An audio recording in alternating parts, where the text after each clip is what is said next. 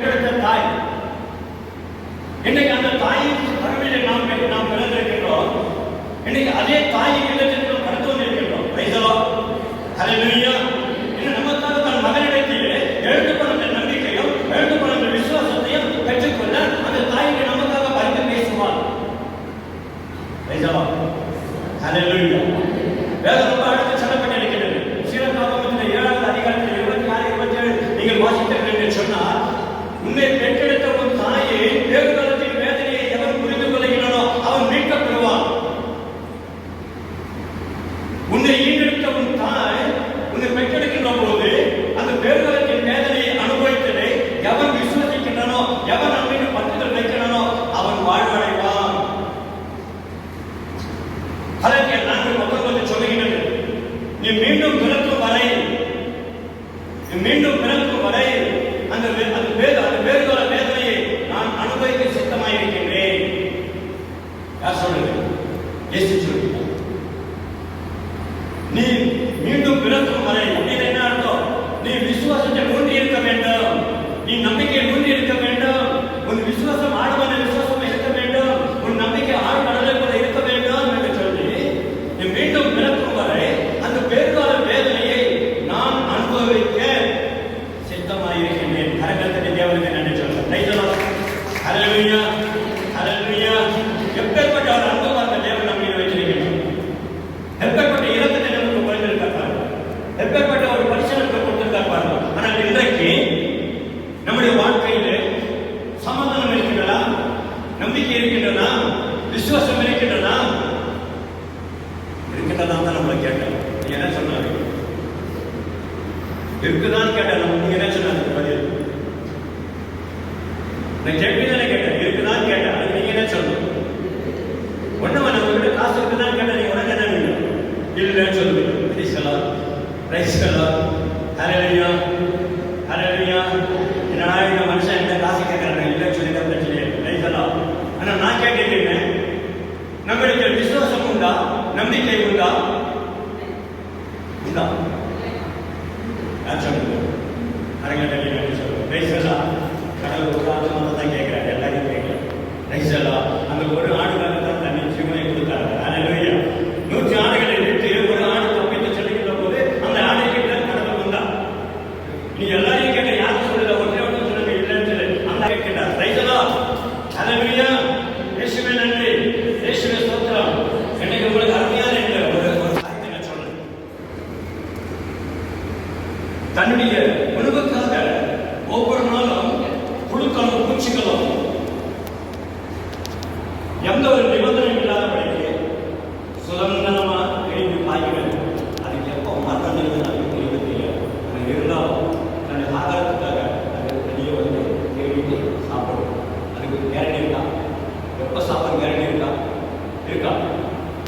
அதே நேரத்தில் மீன் எடுத்து சின்ன சின்ன மீன்கள்லாம் தண்ணி கூட நடுவிட்டு அதுக்கு தெரியும் எந்த நேரத்தில் பெரிய மீன் முழுவதும் தெரியாது. ஆனால் இருந்தாலும் மீன்கள் என்ன செய்யும்? சுதந்திரம் அந்த தண்ணியில போராடி ரைசலாம். ஹல்லேலூயா. ஒரு எறும்பு தன்னுடைய தேவைக்கு என்ன தேவை என்பதை எல்லாம் அழகாக வந்து அந்த தன்னுடைய ஆகாரத்தை எவ்வளவு இடத்துக்கு போய் சேமித்து வைத்துக் கொள்கிறது. எவ்வளவு எந்த நேரத்தில் அந்த எறும்பு அடிக்குவானோ, எந்த நேரத்தில் அதை வைக்குவானோ, எந்த நேரத்தில் அது என்ன செய்வதற்கு தெரியாது. ஆனால் அதுக்கு ஒரு நம்பிக்கை உண்டு. அந்த எறும்புகளுக்கும் பறவைகளுக்கும் பொருட்களுக்கும் அந்த நம்பிக்கை இன்று மனிதனுக்கு இல்லை. காரணம் அந்த நம்பிக்கை எழுந்திருக்கின்றோம், விசைக்கின்றோம். ஒரு பொருட்களுக்கு ஒரு நம்பிக்கை உண்டு என்று சொன்னால் நம்மை படைத்த கடவுள் மீது நமக்கு நம்பிக்கை உண்டா? தினமும் புலம்பலும் அழுகையும் போராட்டமும் சண்டையும் சச்சரவும் அவமானமும் பலவிதமான சூழ்ச்சிகளுக்கு நாம் தள்ளப்பட்டிருக்கிறோம். ஆண்டுகள் என்று சொல்லிக்கிறார். மத்தியில் புலம்பலாக மத்தியில் 3:17 அதிகாரத்தில் எடுத்து வாசித்து பாருங்கள். நான் அமைதியை இழந்தேன், சமாதானத்தை இழந்தேன். சமாதானம் என்பதே எனக்கு ஒன்றுமே தெரியாது. படிக்க 3:17 புலம்பல் இளமை நெக்ஸ்ட் புத்தகம், இளமை கடந்த புத்தகம். புலம்பல் 3:17 இருக்கா? சமாதானம் இழந்தது எங்க வசனம் இருக்கிறது? அது இருந்தால் நான் உடனே கேட்கிறேன். ஹல்லேலூயா, ஹல்லேலூயா. சீக்கிரம் யாராவது படிக்க இன்னும் இளமையில தெரிவிக்கிறோம், புலம்பல தெரிவிக்கிறோம் தெரியல. ஏன்னா டெய்லி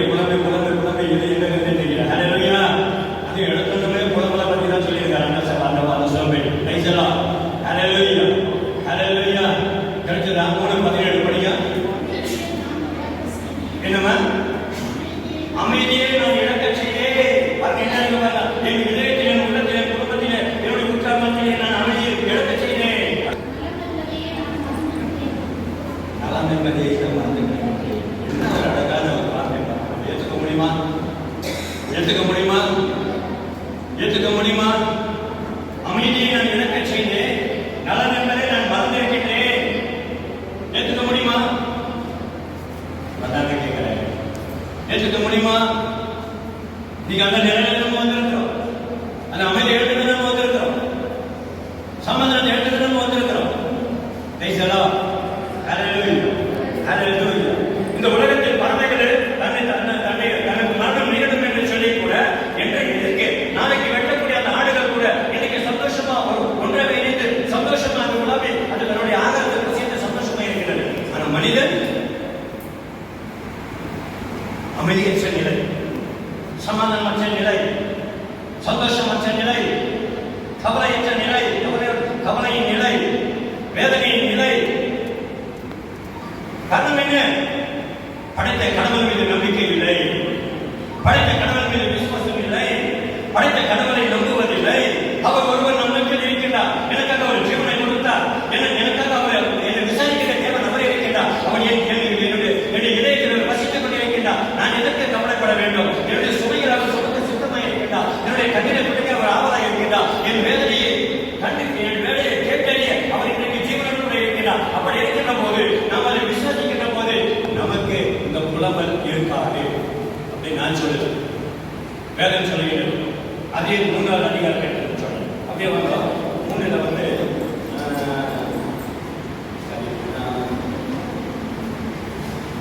வந்து 25 படிக்க சொல்றேன். 3ல 25 படிக்க. ஆண்டவரின் நம்பிக்கை வைப்போருக்கு அவரை தேடுவதற்கும் அவர் நல்லவராய் இருக்கின்றார். அவரை தேடுவதற்கு அவர் நல்லவராய் இருக்கின்றார். கஷ்டமா தான் இருக்கு சப்ஜெக்ட். உங்களை நீங்க விட்டு கொடுக்கணும். நீங்க உங்களை விட்டு கொடுத்தாதான் அந்த பாட்டை உங்களுக்கு செயலாகும். அவர் ஆண்டவரை தேடுவதற்கும் அவரை நாடி வருவதற்கும் அவர் அருகில் இருக்கின்றார். அவர் நல்லவராய் இருக்கின்றார். இன்னைக்கு எந்த நிலையில நான் கடந்து வந்திருக்கின்றேன்? நாம் நாடி வந்திருக்கின்றோம், தேவனை நாடி வந்திருக்கின்றோம். அந்நிய மனிதர் எனக்காக பரிந்து பேசுவார் என்று நாம் அவரோடு ஓடி வந்திருக்கின்றோம்.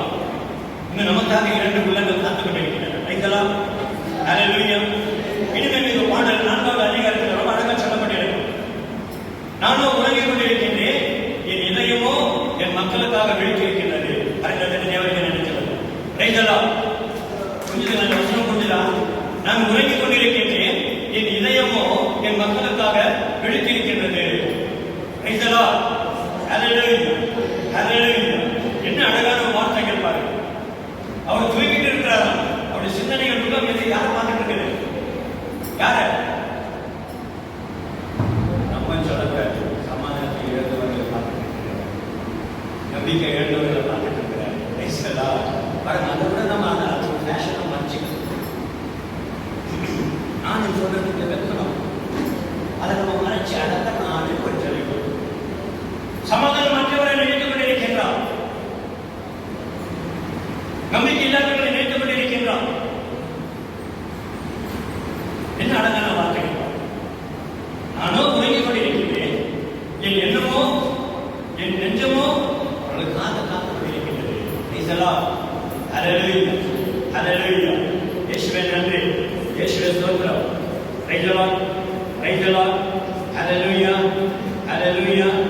இயேசுவே நன்றி, இயேசுவே ஸ்தோத்திரம். கிறிஸ்துவின் பிரியமானவர்களே, இன்று பறவைகளுக்கும் பூச்சிகளுக்கும் இருக்கக்கூடிய நம்பிக்கை ஒரு மனிதனுக்கு இல்லை. இன்று ஒரு மனிதனுக்கு இல்லை. 5 அறிவு கொண்ட மிருகத்துக்கு நம்பிக்கை உண்டு. நாளைக்கு எப்படி நான் சாகப்போறேன் தெரியும் இருக்கு. அது இருந்தாலும் அது சுதந்திரமா வெளிவந்து தன் ஆதாரத்தை தேடுகின்றது, அது சந்தோஷமாக உலாவுகின்றது. ஆனா மனிதன் நம்பிக்கை இழந்து, விசுவாசத்தை இழந்து, என்ன நடக்குமோ, எது நடக்குமோ, என்ன ஆகுமோ, எங்க போட்டு யார் என்ன செய்வாங்களோ, எப்படி ஆகுமோ, ஒரு கேள்விக்குறியோடு கூட தான் ஒவ்வொரு நாளும் நம்முடைய வாழ்க்கையை அப்படியே தள்ளிட்டே இருக்கும். மூடு சொல்லிட்டு மாதிரி தள்ளிட்டே இருக்கும்.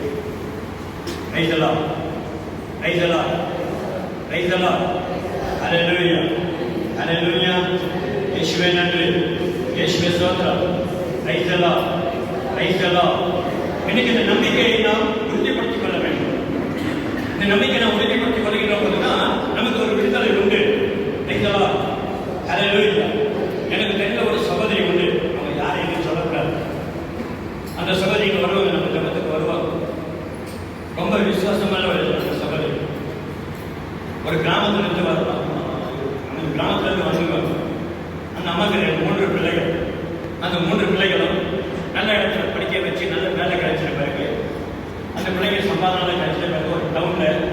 சிபியில பெரிய இடம் வாங்கி வீடு கட்டணும். கட்டினோட அந்த சகோதரி அந்த தாயாருக்கு சொன்னாங்கன்னா, நம்ம இவ்வளவு நாள் எப்படி வாழ்ந்துட்டோம், இப்ப கடன் நம்ம ராசி வச்சுக்கிற நீ நம்ம இந்த வீட்டுக்கு வந்துடுன்னு சொல்லி அந்த அம்மா வந்து ஒரு டெய்லரிங் வேலை செய்யும் வீட்டில். அந்த அம்மா ஒரு நாள் என்ன பண்ணுச்சு, பிள்ளைங்க ரொம்ப போஸ்ட் பண்றாங்க, சரி பிள்ளைங்க அனுபவத்துக்கு தான் நம்ம இணைக்கப்படுங்க சொல்லி அந்த வீட்டை காலி பண்ணி வரணும். வரதுக்கு அந்த அம்மா கையில பணம் இல்லை. நல்லா கேட்டுங்க இந்த வார்த்தை, இது உண்மை இல்லை. பணம் இல்லை கையில. அப்ப அந்த அம்மா என்ன செஞ்சாங்க, பக்கத்து வீட்டில் போய் என் பிள்ளைங்க உங்களுக்கு ஒரு கடனை எனக்கு 300 ரூபாய் கொடுக்கும், என் பிள்ளைங்க கிட்ட போனோம், என் பசங்களுக்கு கொடுத்தா நான் கொடுத்துட்றேன்னு சொன்னாங்க. யார் மீது நம்பிக்கை வச்சாங்க? பிள்ளைகள் மீது நம்பிக்கை வைத்தாங்க. அவங்கள 300 ரூபாய் எடுத்து கொடுத்துட்டாங்க. 6 மாசம் ஆச்சு அந்த 300 ரூபாய் நம்ம திருப்பி கொடுக்க முடியும். இதே இடத்துல ஒரு கவுன்சிலிங் பண்ணாங்க என்கிட்ட. ஹல்லேலூயா. அன்றைக்கு இதை குறித்து தான் அந்த சகோதரி கிட்ட நான் பேசுறேன். நீ மனிதனை நம்பி உன் பிள்ளைகளை நம்பி நீ கடன் வாங்கி இருக்கின்றாய். தேவனை நம்பி நீ கடன் வாங்கினாயா? அந்த கடனுக்கு அவர் உத்தரவாதம் கொடுப்பார். அவர் முன்னின்று கொடுக்க வழிகளை திறந்து கொடுப்பார். நீ உன் பிள்ளைகளை நம்பினாய். ஒன்றல்ல இரண்டல்ல 6 மாசம் ஆனது. அதனால உன்னால கடன் திருப்பி கொடுக்க முடியவில்லை என்று சொன்ன உடனே அந்த சகோதரி வீட்டுக்கு போய் இந்த வார்த்தையை இந்த பிரதருக்கு சொன்னாரு. ஒரு வேலைக்கு தான் இருக்குமா, இவ்வளவு சம்பாதனை இருக்குது என் பிள்ளைகளுக்கு, எவ்வளவு ஆடம்பரமா வாழ்றாங்க, ஆனா இந்த 300 ரூபாய் என் பிள்ளைங்க எனக்கு கொடுக்கலையே, இந்த கடன் வாங்கி எனக்கு உலகத்துல வாழ்றது கையில் வேலையில் 300 ரூபாய் சம்பாதித்து கொண்டு போய் அந்த கடனை தீர்த்தாங்க. நம்புகிற சகோதர சகோதரி, இன்னைக்கு நீங்கள் எத்தனை பேர் எத்தனை கடன் பண்ணுவாங்க? ஹல்லேலூயா. ஹல்லேலூயா. கடன் என்று சொன்னால் பணம் அல்ல, பலவிதமான கடன்களை சிக்கிக் கொண்டிருக்கிறீர்கள். ஹல்லேலூயா. விசுவாசம் குறைந்து கடன், நம்பிக்கை குறைந்து கடன் இருக்கா? கடனால இருக்கிறீங்களா? கடனால இருக்கிறீங்களா? இது எப்படின்னா, இந்த ஆட்டுக்கு மஞ்சள் தண்ணி சட்டம் தள்ளாடும். மஞ்சள் இருக்குதான்னு கேட்டா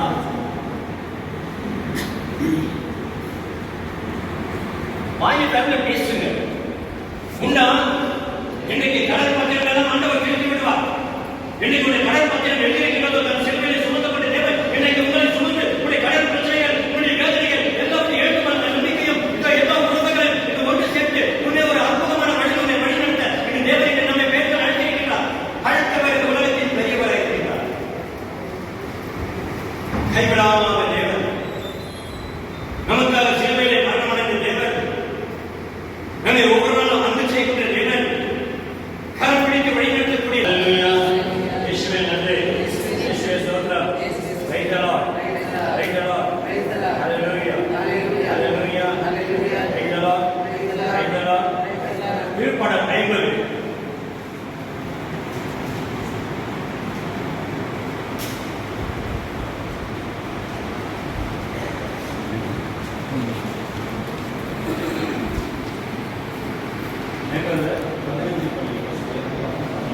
துன்ப வேளையில் என்னை கூப்பிடுங்கள், உங்களை காத்திடுவேன். அப்போது நீங்கள் என்னை மேன்மைப்படுத்துவீர்கள். அதே திருப்பாடல் 37:5. உன் வழியை ஆண்டவரிடம் ஒப்படைக்கிறது, அவரையே நம்பியிரு.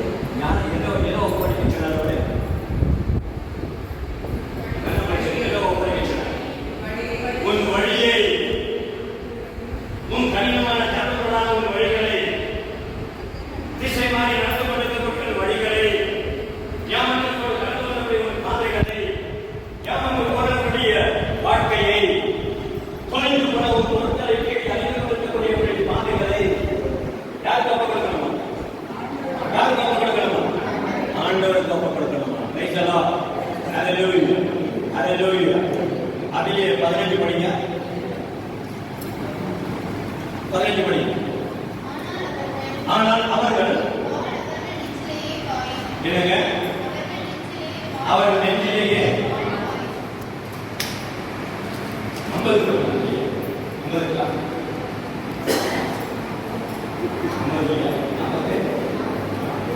Praise the Lord. Hallelujah. Hallelujah. உன் நம்பிக்கையை தேவன் மீது வை. உன் நம்பிக்கையை தேவன் மீது வை. அப்பொழுது உன் காரியங்களை எல்லாம் அவர் நிறைவேற்றுவார். நம்முடைய நம்பிக்கை யார் மீது வைக்கணுமா? கடவுள் மீது வைக்கணுமா? கடவுள் மீது நம்பிக்கை வைத்தால் நம்முடைய காரியங்களை யார் செய்வார்? யார் செய்வார்? ஆண்டவர் செய்வார். நல்ல தேவன் வைக்கலாம் வைக்கலாம். ஹல்லேலூயா ஹல்லேலூயா. இயேசுவே நன்றி. இயேசுவே ஸ்தோத்திரம். வைக்கலாம் வைக்கலாம். ஹல்லேலூயா ஹல்லேலூயா. மனிதனை நம்பி வாழ்பவன் என்ன எதுக்கு உட்பட்டான் தெரியுமா? எரேமியா 17:5. எரேமியா 17:5. அதனால பகுதி அப்படியே வச்சுக்கோங்க. எரேமியா 17:5. ஆண்டவர் கூறுவது இதுவே, மனிதன் மீது நம்பிக்கை வைக்கின்றவர்கள் சபிக்கப்பட்டவர்கள். யார் மீது நம்பிக்கை வைக்கின்ற போது? மனிதன் மீது நம்பிக்கை வைக்கின்ற போது அவர்கள் யார மாறிவிடுகிறார்கள்? சபிக்கப்பட்டவர்கள். இன்னைக்கு அந்த சாபத்தை நாம் கடந்து வைக்கின்றோம். புரியுதா? நான் சொல்றது புரியுதா? சொல்றது புரியுதா? உங்களதான் கேட்கிறேன். சொல்றது புரியுதா? பேசுறேன், தயவுசெய்து பேசுங்க. நீங்க பேசுறதா என்கிட்ட பேச முடியும். நீங்க பேசாத வெளியே பேர் பண்ணி நீங்க வந்து அப்புறம் அந்த போனா என்ன பண்ணிக்கணும்? ரைதலா ரைதலா. ஹல்லேலூயா ஹல்லேலூயா. நீ தேவன் மீது நம்பிக்கை வைக்கின்ற போது உன் காரியங்களை நிறைவேற்றுவார். உன் காரியங்களை ஆண்டவர் நிறைவேற்றுவார். இன்னைக்கு நாம் தேவனை மறுதலித்து தேவனை பின்னாடி வச்சு முன்னாடி ஒரு மனுஷனை நம்ம நம்புறோம். ரைதலா ரைதலா. ஒரு உதாரணம் சொல்ல பாருங்க. உங்க இதில் நீங்கள் போயிட்டு தெரியல. நான் நிறைய பேர் கிறிஸ்தவர்களை பார்த்துருக்கேன். அதனால சொல்றேன். ஒரு அப்பா அம்மா ஒரு குழந்தை பிறகு அந்த குழந்தை பேரை வைக்கிறதுக்கு ஒரு பூஜை கேட்பாங்க. இவனுக்கு என்ன பேர் வைக்கணும்னு கேட்கிறாங்க. பெற்றெடுத்தது யார்? ஒரு தகப்பனும் ஒரு தாயும். பேர் வைக்கிறதுக்கு யார் போய் கேட்கிறாங்க? 3 வருஷம் நம்பி ஒரு பேர் வைக்க கேட்கிறாங்க. வைக்கலாம் வைக்கிறீங்களா? யாருன்னா என் பிள்ளை என்ன ராசி இருக்கும், எந்த எழுத்துல பேர் வச்சா நல்லா இருக்கும், எந்த ராசி என் பிள்ளைக்கு, என்ன ஜாதகம் என் பிள்ளைக்கு, இந்த நேரத்தில் பிறந்திருக்கலாம், இது நல்ல நேரமா, என் பொண்ணு பெரிய பொண்ணா இருக்குது, இந்த நேரம் நல்ல நேரமா, இதை கொஞ்சம் பார்த்து சொல்லுங்க ஐயா. யாரை நம்பி போறோம்? நம்ம மனிதனை நம்பி செல்லுகின்றோம். கோடி கணக்கில் ஒரு வீடு கட்டும். அந்த வீட்டுக்கு பூஜை பண்றதுக்கு ஒரு மனுஷனை கூட்டுவோம். சரிங்களா? ஒத்துக்காதீங்களா? அதை கைத்துக்காதீங்க. மனசிலே வச்சுக்கலாம். அது வெளியில சொல்லக்கூடாது. சரி தானே? நீங்க பணம் செலவு பண்ணி நம்ம பணத்தை கட்டுறோம். நான் அதை கேட்கிறேன். பணம் செலவு பண்ணி நம்ம பணத்தை கட்டுறோம். பணம் செலவு பண்ணி நம்ம பணத்தை கட்டுறோம். ஒரு பூஜாரியை கூட்டிட்டு வந்தாங்க. நான் உங்களுக்கு கேட்கிறேன். நான் என்ன சொல்றேன்? யார் செஞ்சாலும் அவங்க நீங்க மனுஷனை நம்பி போற பார்த்தீங்கன்னா ஜனதா பேசிட்டு நான் உள்ளதான் பண்ணிக்கார பேசினாங்க. நம்ம வெளியே போகலாம். நம்ம பேசலாம். ரைசலாம். ஹல்லேலூயா ஹல்லேலூயா. தப்பா எடுத்துக்காது. உங்களுக்கு என்ன ஒரு டவுட் இருந்தாலும் என்ன வெளியே போட்டு கேளுங்க. நான் கேன்சல் பண்றேன். ரைசலாம். ஹல்லேலூயா. நான் பொதுவாக சொல்லிட்டு இருக்கேன். இதுல நீங்க உலகம் நடந்துட்டு இருக்குது. இதுல உலகம் நடந்துட்டு இருக்குது. ஒரு பைக் வாங்குறீங்க, ஒரு ஸ்கூட்டர் வாங்குறீங்க, ஒரு கார் வாங்குறீங்க. அது மந்திரை கேட்டுட்டு ஒரு கருப்பு கையில கட்டிங்க. அது மேல நம்ம நம்பிக்கை வைக்கிறோம். அந்த கருப்பு கை ஒரு மனுஷன் கொடுக்குறான். அது மேல நம்ம நம்பிக்கை வைக்கிறோம். கடவுளுக்கு நம்பிக்கை வைக்கிறோம். கடவுளுக்கு நம்பிக்கை வைக்க சொன்னால் என்னாகும்? நான் அமைதியை இழந்து சமாதானத்தை மறந்திருக்கின்றேன். சமாதானம் என்பதை தெரியல நம்ம மறந்துருக்கிறோம். அமைதியை நம்ம இழந்திருக்கிறோம். சமாதானத்தை நம்ம மறந்துட்டு இருக்கிறோம். பிரைஸ் எல்லாம் ஹல்லேலூயா. இனி நீங்கள் மறக்கக்கூடாது. என்னை ரட்சிக்க ஒரு தேவன் உண்டு. என்னை ஈடுபடுத்த ஒரு கடவுள் உண்டு. என்னை பலப்படுத்த ஒரு தேவன் உண்டு. என் குழந்தைக்கு செவிசாக்க ஒரு தேவன் உண்டு. என்னை போஷிக்க ஒரு தெய்வம் உண்டு. என் கண்ணீரை துடைக்க ஒரு தேவன் உண்டு. என்னை வழிநடத்த ஒரு கடவுள் உண்டு. என் விசுவாசத்தை குறைந்த விசுவாசத்தை கட்டியெடுக்க ஒரு தேவன் எனக்கு உண்டு. ஹல்லேலூயா ஹல்லேலூயா. அதே 17 7வது வசனம் படிக்க சொல்லுங்க. எரேமியா அதே 17 7வது வசனத்தை படிங்க. ஆண்டவரின் நம்பிக்கை வைப்போர் என்னங்க?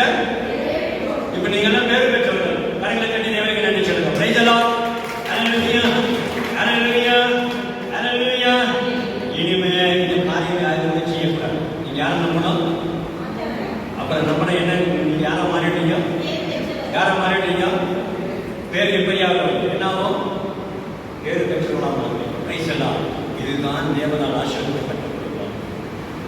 இதோ இவர் போறாரு, இவர் கடவுளால் ஆசீர்வதிக்கப்பட்டவர். இதோ இந்த அம்மா போறாங்க, இந்த குடும்பத்தை இந்த சகோதரி போயிட்டு எங்கள் தேவனால் ஆசீர்வதிக்கப்பட்ட இந்த சகோதரி.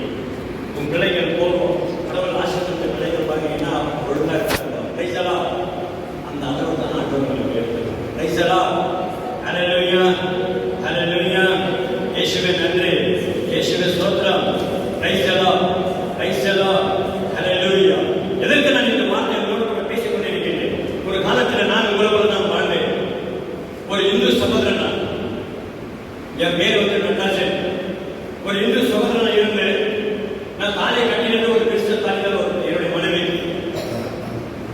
திருமணமாகி 3 மாதம் ஆகும். ஒரு நாள் நானும் என் மனைவியை திருச்சபைக்கு பலிப்படைக்கு திருப்பதிக்கு போனோம். என் மனைவியை கேட்கிறேன், ஏன் நீ நன்மை வாங்கக்கூடாது? அந்த நன்மை தெரியாது, ஏன் நீ அதை வாங்கக்கூடாதுன்னு கேட்கிறேன். என் மனைவி சொல்றாங்க, அது பாவம். நான் கேட்கிறேன், என்ன பாவம்? இல்லை, நீ ஒரு இந்துவா இருக்க, நான் ஒரு இதுவா இருக்கேன், அது கேட்க பாவம். ஒரு செகண்ட் அப்படியே அசைவு சந்தோஷமா வாழ்கிற ஒரு மனைவி கேள்வி, மறித்து அடக்கம் செய்கிற போது எனக்கு ஒரு கலரை, அவனுக்கு ஒரு கலரை.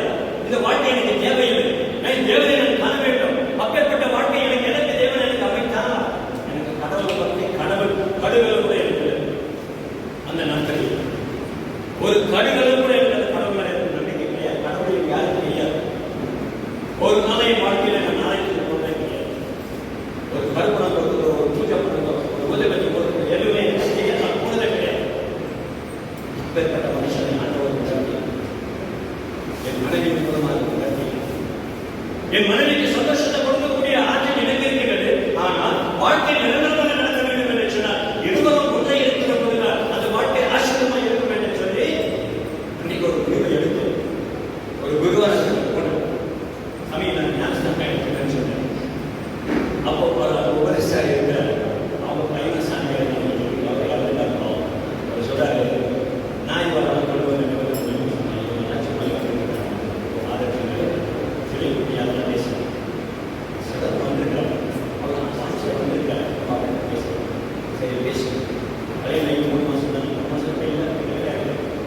ஒரு நாள் கேபிசல் போனதான் ஒரு நாள் பிரசங்கம் போகும். ஏன்னா சந்தோஷம் வீட்டில் வந்தேன்னா நாங்கள் சந்தோஷம் இருக்குது. நாங்கள் போக மாட்டோம், கிளாஸ் அட்டன் பண்ணி கேன்சல் பண்ணி 2 நாள் 3 நாள் போகும்.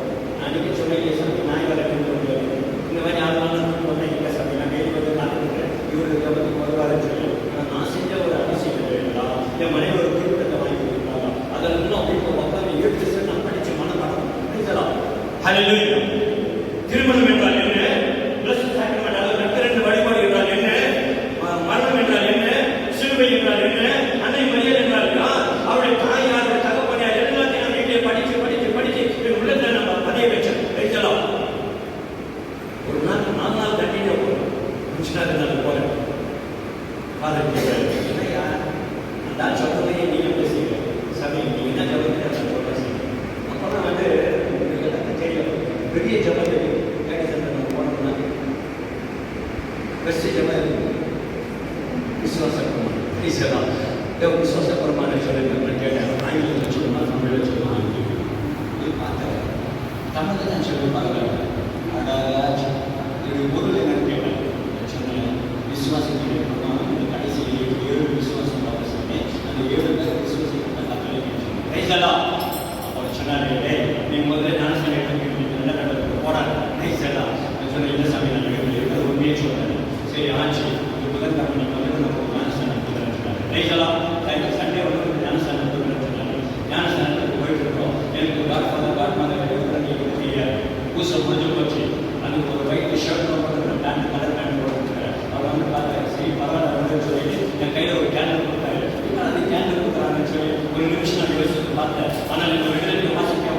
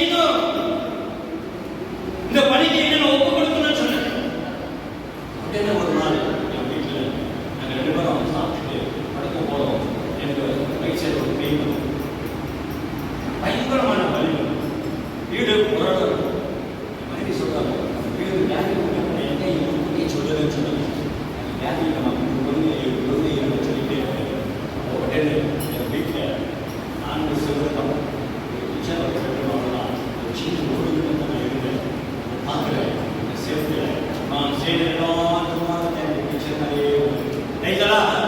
ஹalleluya. அதையெல்லாம் பார்த்தேன், கண்ணீர் கலங்கினது. ஐயோ ஆண்டவரப்பா, நான் உனக்கு இப்படிப்பட்ட துக்கத்தை கொடுத்தேனா?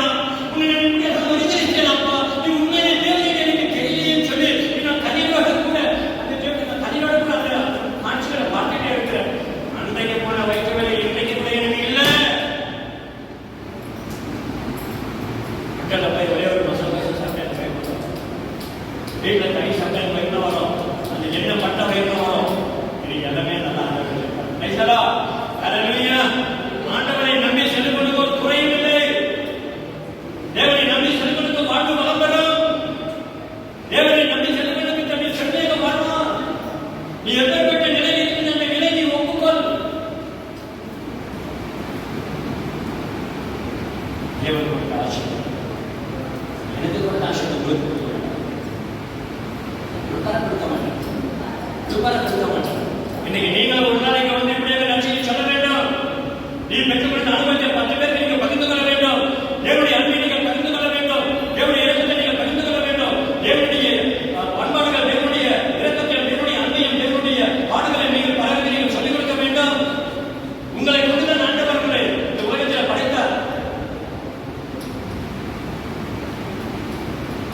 ஒவ்வொருத்தரும் சரித்திரமும் நம்ம கோஷிக்கிட்ட அனைவரும் நான் உங்ககிட்ட கேட்கிறேன். கன்ஃபெஷன் பகுதிக்கு அவசாயத்துக்கு போகும் பின்னாடி இருந்து ஒரு வந்திருக்கிறாரு. ஒரு அவசாயத்தில் சேர போகும். ஓகேவா? சரி, ஒரே ஒரு கேள்வி நான் உங்ககிட்ட கேட்கிறேன். நமக்கு உடம்புல இருந்த சக்தி இல்லைன்னு சொல்லிட்டு நம்ம டாக்டர் பார்ப்போம். டாக்டர் என்ன பார்க்குறாரு? பார்க்குறோம், இந்த கண்ணை பார்த்த உடனே போய் ஐஎஸ்எல் இல்லைன்னு சொல்லி அந்த ஐஎன் டாக்டர் கேட்குறாரு. சாப்பிடணுமா? காரணம் என்ன? எனக்கு ஐஎஸ்எல் கம்மியாக இருக்கு, மருத்துவர் எனக்கு கொடுத்துருக்கிறார், இதெல்லாம் சாப்பிடணும். அப்போ யாரை எதை விசுவசிக்கணும்? எதை விசுவசிக்கணும்? போயிட்டீங்க. நம்ம எதை விசுவசிக்கணும்? அந்த மாத்திரை விசுவசிக்கணும். சாப்பிட்றது தானே. சரி, அப்படியே ஒரு பார்த்து